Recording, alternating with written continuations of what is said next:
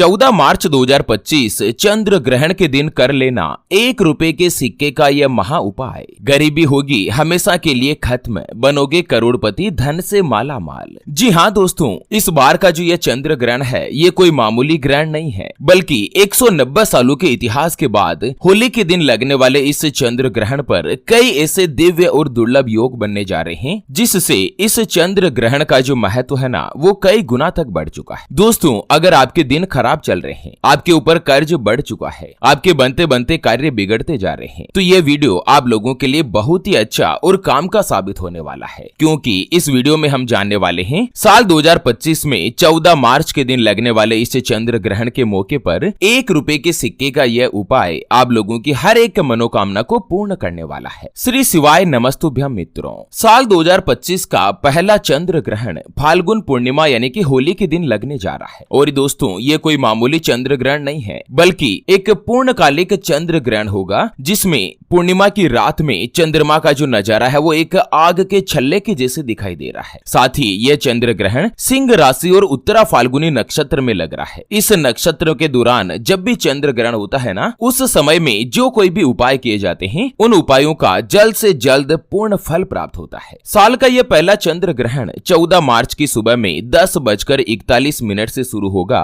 जो कि 2:18 तक रहेगा, यानी कि लगभग 4 घंटे यह चंद्र ग्रहण रहने वाला है। तो चलिए एक एक करते हुए जान लेते हैं। सबसे पहला उपाय है आर्थिक समस्याओं से छुटकारा पाने का उपाय। दोस्तों, अगर आप भी बड़ी से बड़ी समस्याओं से जूझ रहे हैं और उनका हल नहीं निकल पा रहा है, तो चंद्र ग्रहण के दिन एक ऐसा उपाय जो कि मैं आपको आगे बताने जा रहा हूँ कि आपको क्या करना है। चंद्र ग्रहण वाले दिन जब ग्रहण चल रहा हो ना 10:41 से लेकर दिन के 2 बजे तक 14 मार्च के दिन, ध्यान दीजिएगा, आपको 1 मुट्ठी चावल लेने हैं। उन चावल में 1 रुपए का सिक्का डाल दें। उसके बाद आपको आसपास जहाँ कहीं भी कोई भी मंदिर बना है ना, उस मंदिर में चले जाना है। और उसके बाद वो चावल की पोटली जो है ना, यूं की यूं पूरी की पूरी उस मंदिर में किसी भी एक कोने में रख दें। और साथ ही जिस मंदिर में जाएं, मान लो आप हनुमान जी के मंदिर में जाएं, तो वहां पर हनुमान जी से अपनी समस्या के निवारण की कामना करें। इस उपाय को करने से न केवल आपकी समस्याएं हल होगी, बल्कि घर में भी सुख समृद्धि आएगी। दोस्तों, ये जो उपाय है ना, जो भी मैं आपको इस वीडियो में आगे बताऊंगा या अभी बता रहा हूँ, ये सभी हमारे प्राचीन ऋषि मुनियों के द्वारा सिद्ध किए गए उपाय है। और अभी भी पूज्य गुरुदेव ने अपनी शिव पुराण की महाकथा में भी इन उपायों का जिक्र किया है। चलिए अगला यानी कि दूसरा उपाय है माता लक्ष्मी जी को प्रसन्न करने का उपाय। दोस्तों, यह उपाय भी आप चंद्र ग्रहण के दिन ही कर सकते हैं। अगर आपके हाथ तंग चल रहे हैं, अगर बहुत ज्यादा मेहनत करने के बावजूद भी आपको उस परेशानी से समाधान नहीं मिल रहा है, लगातार जीवन में आर्थिक रूप से तंगी बनी हुई है, आपकी पोजीशन ऐसी बनी हुई है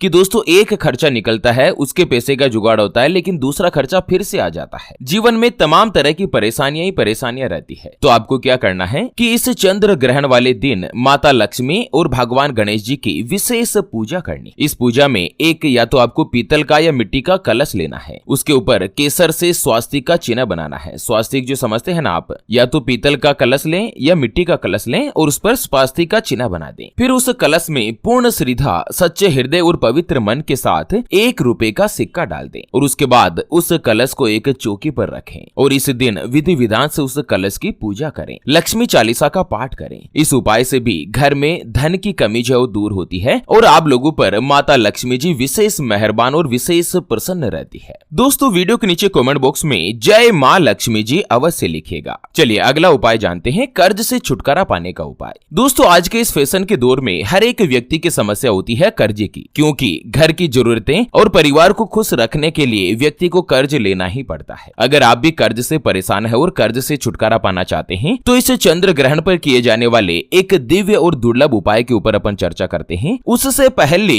आपको एक महत्वपूर्ण बात बताना चाहूंगा कि जिंदगी में आप कई ऐसे लोगों से मिले होंगे जो कि बहुत ही ज्यादा मेहनत करते हैं, तो वहीं कुछ लोग आपको ऐसे भी मिले होंगे जो बहुत कम मेहनत करने के बावजूद भी बहुत ही आगे तक पहुंच जाते हैं। वहीं आप कुछ ऐसे लोगों से भी मिले होंगे जो पूरी उम्र भर मेहनत करते ही रहते हैं, लेकिन आखिर वो हासिल नहीं कर पाते जिनके वो हकदार समझदार होते हैं, यानी कि जीवन उनका गरीबी और कंगाली में ही निकल जाता। मित्रों, ये ग्रह और नक्षत्रों का खेल नहीं तो और क्या है। और इसी के समाधान के लिए हमारे पूज्य गुरुदेव आप तक लेकर आए हैं आपके अपने जीवन के बारे में व्यक्तिगत यानी कि पर्सनलाइज्ड कुंडली, जिससे आप घर बैठे यह पता लगा सकेंगे कि आपके नवग्रह आपके बारे में क्या कहना चाहते हैं। क्या आपकी कुंडली यानी कि किस्मत में कोई दोष तो नहीं? अगर दोष है तो वो क्या है, उसका समाधान क्या है? कोई ग्रह या नक्षत्र आपके लिए कमजोर तो नहीं, उसको मजबूत करने का उपाय क्या है? आपका भाग्य उदय कब होगा? कब जीवन में अच्छे दिनों की शुरुआत होगी? क्या आपकी लाइफ में सरकारी नौकरी पाने का योग है या नहीं? कुंडली में कितने राजयोग बनते हैं, उसके बारे में कंप्लीट जानकारी हम आपको कुंडली रिपोर्ट में बताने जा रहे हैं, जिसको अभी जो आप ये स्क्रीन पर नंबर देख रहे हैं ना, उसके ऊपर व्हाट्सएप पर संपर्क करके आप हमारे पूज्य गुरुदेव से बात कर सकते हैं और 251 रुपए की छोटी सी नाममात्र की फीस में आप अपने संपूर्ण जीवन की महाजन्म कुंडली के बारे में जान सकते हैं। अगर आपकी कोई भी समस्या है जिसका समाधान आप कुंडली बनवाकर जानना चाहते हैं, जैसे कि व्यापार में आपको लगातार नुकसान हो रहा है, घर में धन की कमी बनी रहती है, या आपके ऊपर कर्ज हो चुका है जिसको आप चुका नहीं पा रहे हैं, आपके बनते बनते कार्य लगातार बिगड़ जाते हैं, अटक जाते हैं, पति पत्नी के बीच आपस में बनते नहीं है, घर परिवार में लड़ाई झगड़ा या गृह कलेश बना रहता है, आपका विवाह का योग नहीं बन रहा है, बहुत जगहों पर आप रिश्ता देख देख कर आखिर थक चुके हैं, परेशान हो चुके हैं, लेकिन कहीं पर भी कोई भी रिश्ता फाइनल नहीं हो पाता या रिश्ता होकर बार बार टूट जाता है, आपको संतान का सुख नहीं मिल रहा है, बच्चों का पढ़ाई में मन नहीं लगता, बच्चे लगातार सरकारी नौकरी या किसी अच्छी जॉब की तलाश कर रहे लेकिन उनको सफलता नहीं मिल पा रही है, या लड़का लड़की का विवाह होने जा रहा है, संबंध होने जा रहा है, चाहे लव मैरिज हो या अरेंज मैरिज हो, विवाह से पहले आप दोनों का कुंडली मिलान करवाना चाहते हैं, अष्टकूट रीति से गुण मिलान करवाना चाहते हैं। अगर कुछ भी समस्या है तो अभी जो आप ये स्क्रीन पर नंबर देख रहे हैं ना, उसके ऊपर व्हाट्सएप पर संपर्क करके आप हमारे पूज्य गुरुदेव से बात कर सकते हैं और 251 रुपए की छोटी सी नाममात्र की फीस में आप अपने संपूर्ण जीवन की महाजन्म कुंडली के बारे में जान सकते हैं। चलिए बात कर लेते हैं मित्रों कि चंद्र ग्रहण के दिन कर्ज से छुटकारा पाने का अचूक उपाय। दोस्तों, अगर आपको भी ऐसा महसूस हो रहा है कि आपके ऊपर कर्ज का बोझ लगातार बढ़ता जा रहा है, उस कर्ज के ब्याज को चुकाने के लिए आपको दूसरा कर्ज लेने की नौबत आ रही है, बैंक की किस्तें या लोन की जो किस्तें है ना वो समय पर जमा नहीं हो पा रही है, आपकी सिविल खराब होने की नौबत आ चुकी है, रिश्तेदार आपसे पैसा मांग रहे हैं, आपकी परिस्थिति ऐसी बनी हुई है कि आप उनका फोन तक नहीं उठाते हैं, क्योंकि फोन उठाए तो आपके पास जवाब भी नहीं रहता है कि जवाब क्या दें उनको, कब आपको पैसा देना है, आपको खुद को ही नहीं पता है कि मेरा पैसा कहां से आएगा। अगर आपके लिए भी ऐसा महसूस हो रहा है और भाग्य आपका साथ नहीं दे रहा है, तो एक अचूक और अजूब उपाय मैं आपको बताने जा रहा हूं कि जो कि आप इस 14 मार्च चंद्र ग्रहण के दिन कर सकते हैं। इसमें आपको क्या करना है कि चंद्र ग्रहण काल के दौरान 14 मार्च को 10:41 से 2 बजे के बीच आपको एक मोर पंख लेना है, उसके साथ ही 1 रुपए का सिक्का, इन दोनों को लाल कपड़े में बांधकर पोटली बना दें और इसे अपने हाथ की बाजू के ऊपर बांध दें और साथ ही लक्ष्मी चालीसा का पाठ करें। यह माता लक्ष्मी जी का जो बीज मंत्र है ना, ओम श्रीम हीम श्रीम कमले कमलाले प्रसीद प्रसीदम ओम श्रीम हीम श्रीम महालक्ष्मी नमः, इस मंत्र का 108 बार जाप करें और माता लक्ष्मी जी से आप कर्ज से छुटकारा पाने की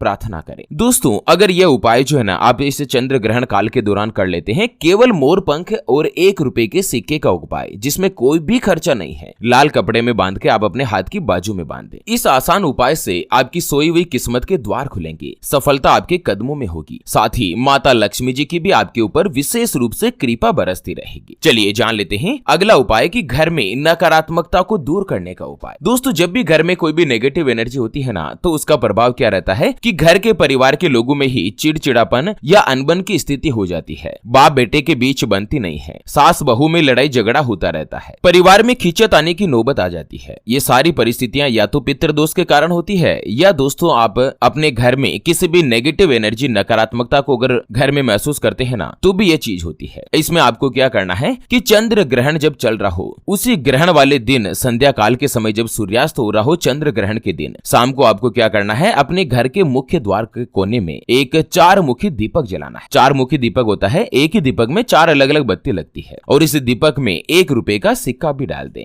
सबसे पहले तो मुख्य द्वार पर खड़े रहकर आप इस दीपक को जलाएं और इस दीपक की लो को आप उसे पूरे घर में ही घुमाते रहें और साथ ही दोस्तों पूरे घर में उस दीपक की रोशनी को प्रज्वलित करें और उसके बाद फिर से वापस उस मुख्य द्वार पर लाकर उस दीपक को रख दें। इस उपाय को करने से भी घर में पॉजिटिव एनर्जी का संचार होता है। उसके अलावा सुख शांति आती है, दरिद्रता यानी कि गरीबी जो है वो भी खत्म हो जाती है। दोस्तों, जितने भी ज्योतिष शास्त्र में वेद पुराण, शिव पुराण या अन्य कई धर्म ग्रंथों में जो उपाय होते हैं ना, वो अपने ऋषि मुनि जो है वो योग, ध्यान, जप और तप की शक्ति से उसे सिद्ध करके रखते हैं। वो कहते हैं ना कि गंगा नदी भी मानो तो मैं गंगा माँ हूँ, ना मानो तो बहता पानी। यानी कि गंगा माँ भी स्वयं यह कहती है कि अगर आपकी श्रद्धा है, आप मानते हैं तो मैं गंगा माँ हूँ, अगर आप नहीं मानते हैं तो मैं केवल आप लोगों के लिए बहता हुआ जल हूँ। तो ये सभी जो भी उपाय होते हैं ना, इसके पीछे श्रद्धा, शक्ति और साथ ही पवित्र हृदय की आवश्यकता होती है। क्योंकि आज दिन तक जो भी व्यक्ति सफल बने हैं, बिजनेसमैन बने हैं, करोड़पति बने हैं, अमीर बने हैं, उन्होंने कहीं ना कहीं ज्योतिष शास्त्र का सहारा अवश्य लिया है। तो चलिए मित्रों, इसी के साथ